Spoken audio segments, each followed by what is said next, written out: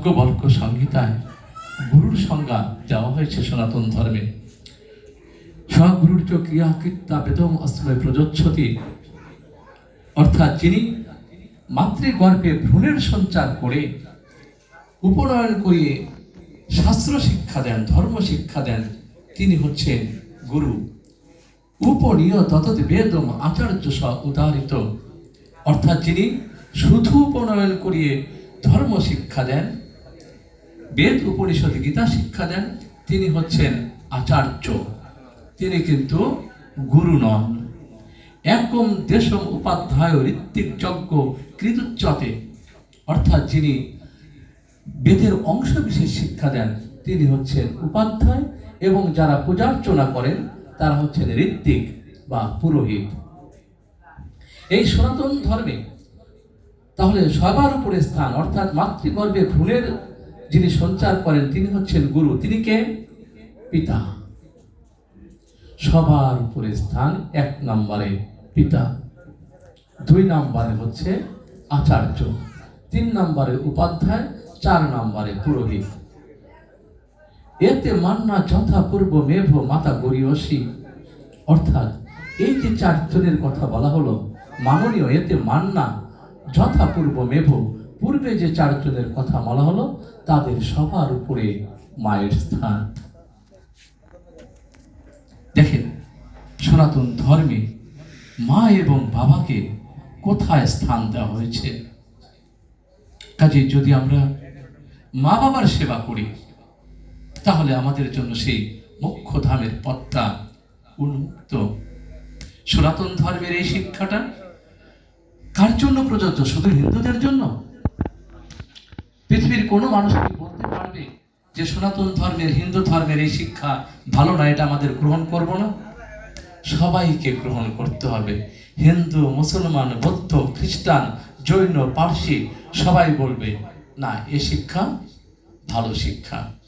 তাহলে সনাতন ধর্মের বিরোধিতা কিন্তু কেউ করতে পারছে না, যদি আমরা সনাতন ধর্মের আসল দর্শনটা তুলে ধরি। আমাদের সনাতন ধর্মে যে কথাটা বলছিলাম যে ব্রাহ্মণ, ক্ষত্রিয়, বৈশ্য, শূদ্র আমাদের মধ্যে ভেদাভেদ আছে, এই ভেদাভেদের কারণে আমরা বহু বঞ্চিত হয়েছি। আমরা এই বাংলাদেশে এক সময় 22% হিন্দু ছিল 50 বছর আগেও, আমরা সেটা আজকে 7% চলে এসেছি। কেন? সনাতন ধর্মের শিক্ষাটা আমরা গ্রহণ করি নাই, আমাদের ভিতর ঐক্য নাই। কিন্তু ব্রাহ্মণকে সম দম তপ শৌচ ক্ষান্তি আর্যবম এব চ জ্ঞানম বিজ্ঞানম আস্তিক্যম ব্রহ্ম কর্ম স্বভাবজম। সম অর্থাৎ যিনি তার আত্মাকে নিয়ন্ত্রণ করতে পেরেছেন। দম ওই যে যিনি তার চক্ষু, কর্ণ, নাসিকা, জিহ্বা, হাত, পা, চোখ, মুখ, পায়ু, জননেন্দ্রিয় এবং 11 ইন্দ্রিয় মনকে নিয়ন্ত্রণ করতে পেরেছেন। তপ যিনি তপস্যা করেন। শৌচ যার অন্তর পরিষ্কার, যার বাইরে পরিষ্কার, অর্থাৎ ভিতরে এবং বাহিরে যিনি পবিত্র। সম দম তপ শৌচ ক্ষান্তি আর্যবম, ক্ষান্তি অর্থ যার ভিতর ক্ষমার গুণ আছে, আর্যবম যার ভিতর কোনো কুটিলতা নাই, শুধু সরলতা। জ্ঞানম বিজ্ঞানম বলেছিল নিপেন, বিজ্ঞানম জ্ঞান অর্থাৎ আত্মজ্ঞান, বিজ্ঞান হলো বিশেষ জ্ঞান যেটা হলো ব্রহ্মজ্ঞান। এই আত্মজ্ঞান, ব্রহ্মজ্ঞান এই গুণগুলা যাদের মধ্যে থাকবে ব্রহ্মকর্ম স্বভাবজম, তিনি তার এই গুণ অনুসারে ব্রাহ্মণ হিসাবে পরিগণিত হবেন। এখন বলে তাহলে কি ব্রাহ্মণের কুলে জন্মগ্রহণ করলে ব্রাহ্মণ হবে? যদি আমি ব্রাহ্মণের কুলে জন্মগ্রহণ করে এই গুণগুলো অর্জন না করি তাহলে তিনি ব্রাহ্মণ হবেন না। আর যদি না মানেন তাহলে গীতাকে মিথ্যা বলতে হবে। কিন্তু গীতা সত্য, ঈশ্বরের জ্ঞান। তাহলে ব্রাহ্মণ কি হবে? একটু বলে দেই, আমাদের সবাইকে ব্রাহ্মণ হতে হবে। আমরা যখন জন্মগ্রহণ করি আমাদের মনটা থাকে একটা অলিখিত সাদা কাগজের মতো। অনেকেই বলেন শূদ্র, সবাই তো শূদ্রই জন্মগ্রহণ করার সময়।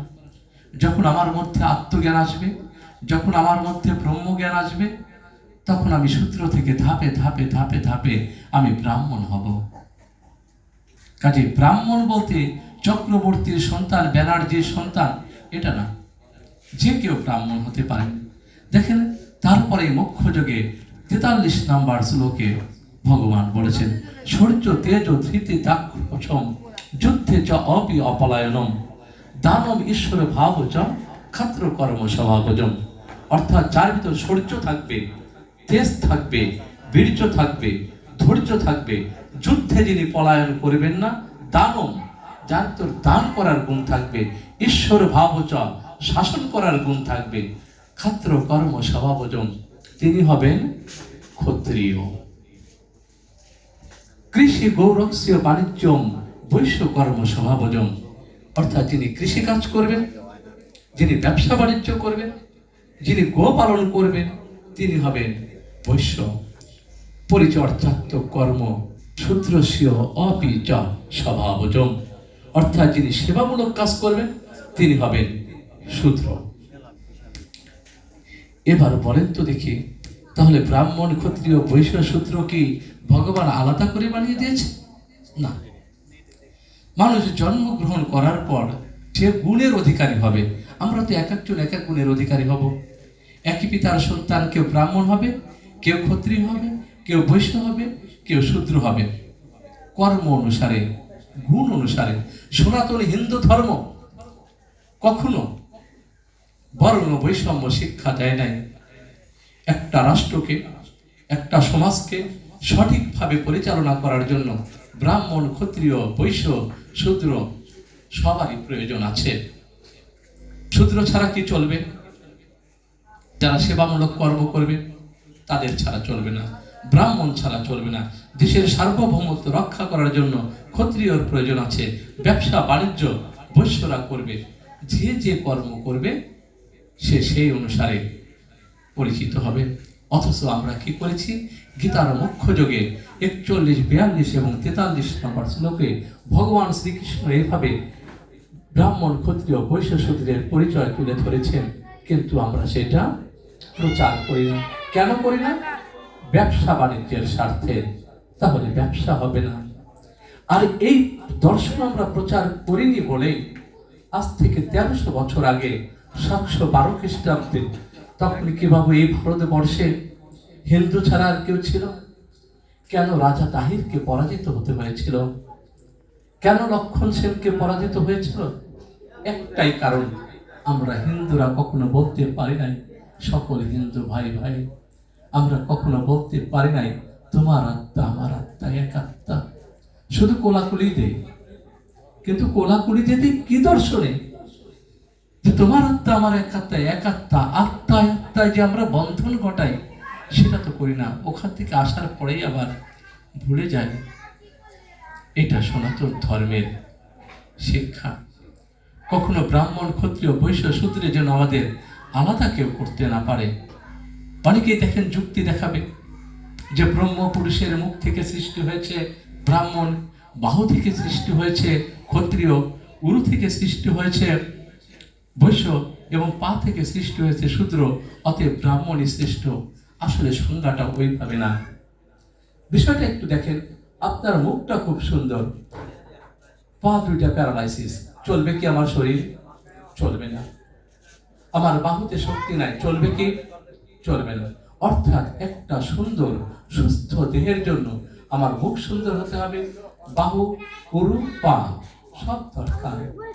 পা যেমন শরীরের ভার বহন করে এই শরীরটাকে চালিত করে, অনুরূপ ভাবে শূদ্ররাও, তারা শূদ্র কর্মগুণে তারা এই সমাজের ভার বহন করে, এই সমাজের তারা চালিকা শক্তি। আমার শূদ্র ফসল ফলাবে, মাঠে কাজ করবে, খেতে খামারে যাবে। বৃষ্টির সময় আমার আপনার সন্তানকে রিকশায় করে নিয়ে তারা স্কুলে নিয়ে যাবে, পরীক্ষার সময় এসএসসি পরীক্ষা দেবে, তখন তো তারাই নিয়ে যাবে, তাই নয় কি? রাতের বেলায় যদি আমার মা বোনের প্রসব বেদনা ওঠে, পেশা অনুসারে শূদ্র একজন সিএনজি ড্রাইভার, সেই তো নিয়ে যাবে, নাকি তখন ব্রাহ্মণ নিয়ে যাবে? একটা সমাজকে সঠিকভাবে পরিচালনা করার জন্য ব্রাহ্মণ, ক্ষত্রিয়, বৈশ্য, শূদ্র সবারই প্রয়োজন আছে। এই দর্শনটা তুলে ধরা হয়েছে, কিন্তু এটা আমরা বিকৃতভাবে প্রচার করে আমাদের সনাতন ধর্মে আমরা ভেদাভেদ তৈরি করে রেখেছি। আর সেই ভেদাভেদের কারণে লক্ষণ সেনকে পরাজিত হয়েছিল, রাজা তাহিরকে পরাজিত হতে হয়েছিল। এখন আমরা ধীরে ধীরে 7% চলে এসেছি। আপনাদের কাছে একটা অনুরোধ করি,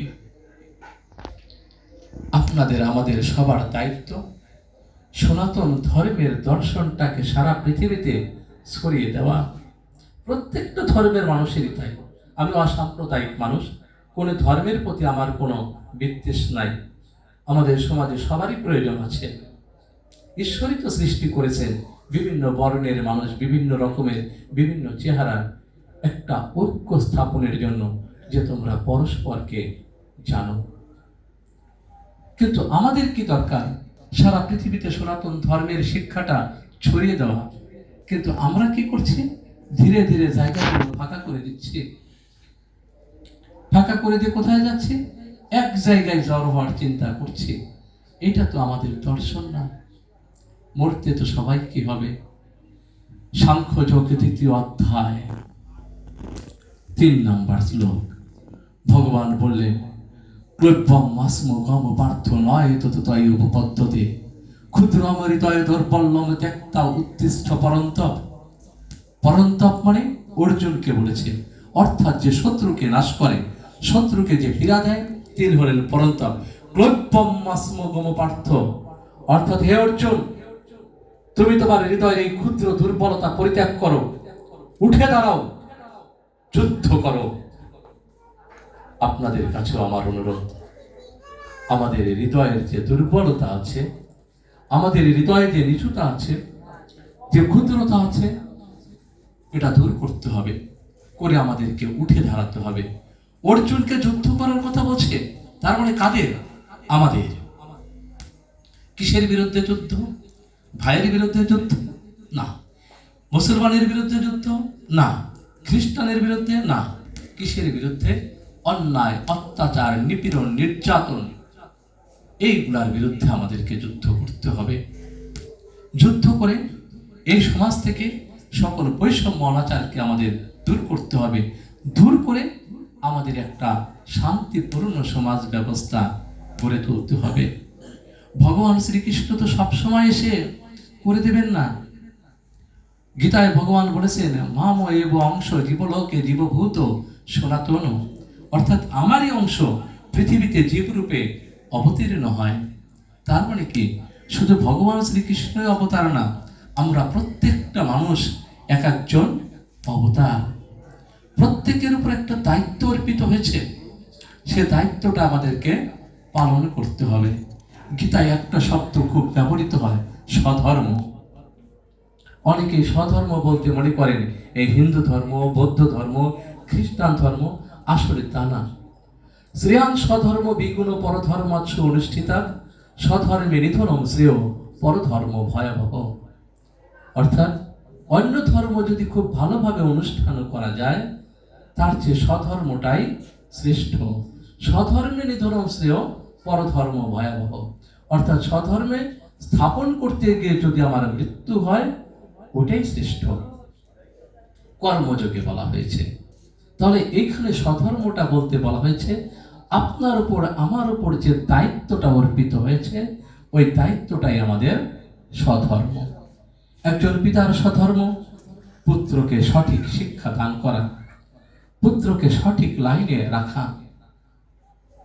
একজন পিতা, তার সামনে যদি সন্তানের ক্ষতি হয়, বাঘ যদি হামলে পড়ে, একজন মা কি তখন বাঘকে ভয় করবে? না। মায়ের তখন স্বধর্ম, বাঘের মুখে নিজে চলে যাবে, কিন্তু সন্তানকে রক্ষা করবে। এটাই হলো স্বধর্মে নিধনম শ্রেয়। অর্থাৎ তোমার দায়িত্ব পালন করতে গিয়ে যদি তোমার মৃত্যু হয়, ওটাই শ্রেয়। ভগবান শ্রীকৃষ্ণ অর্জুনকে বলেছেন যে স্বধর্ম বা তুমি ক্ষত্রিয়, যুদ্ধ করা তোমার স্বধর্ম। এই যুদ্ধ করতে গিয়ে যদি তোমার মৃত্যু হয়, ওটাই শ্রেষ্ঠ। যেহেতু তুমি ক্ষত্রিয়, এটা ছাড়া তোমার অন্য কোনো আর পথ নাই। কাজে আমাদের উপর যে দায়িত্ব অর্পিত হয়েছে, একজন মায়ের উপর অনেক দায়িত্ব। মায়ের কথা বলেছে, মাকে কত উপরে স্থান দেওয়া হয়েছে।